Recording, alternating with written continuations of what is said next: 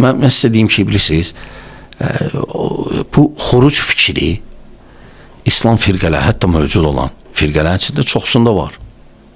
Bəli. Demək olar ki, sələfilərdən başqa. Çünki siz daha çox İmam Əhmədin Yox. İmam Əhməd çünki qəti şəkildə qadağan idi. Yox. Biz İmam Əhmədə bağlı deyilik, o səhv fikirdir. Mən demirəm bağlısınız, amma əsas Yox. qəbul elədiyiniz kitablardan biri Yox. İmam Əhməddir. Yox. İmam Əhməd Xeyr. Xeyr. Vahabın kitabını qəbul edirsiniz Muhammed. Məhəmmədin kitabını qəbul edirik, necə ki İmam Əhmədin, necə ki başqalarının. Aysa. Maraqlıdır ki, o hakimə qarşı çıxmışdı. Hakimə qarşı çıxmamışdı o.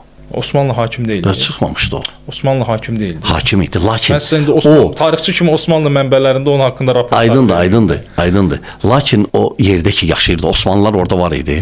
Əlbəttə var idi. Yox idi. Əgər orada bir dənə Osmanlı komandanı varsa, deməli Osmanlı. Yox idi Osmanlılar, tərk eləmişdilər oranı.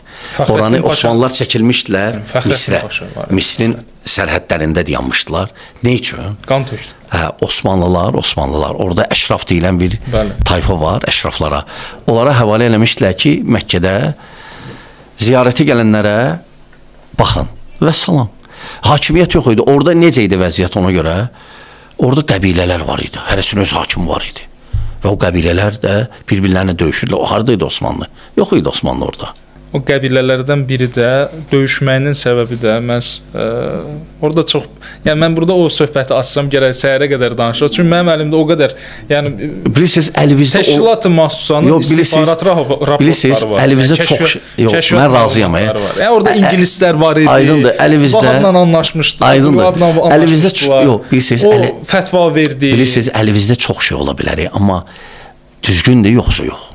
Mən dövlətin sənədinə daha çox etibar edirəm. Dövlətin, nə bilim, dövlət, mən Qurana, bir də Peyğəmbərimizə idi.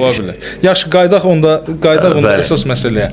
Yaxşı, siz bugün Azərbaycanda hiss edirsinizmi ki... Lakin sözünüzü kəsirəm, əgər Əbdülvahab hakimə qarşı olsaydı, biz onu da qəbul etməzdik.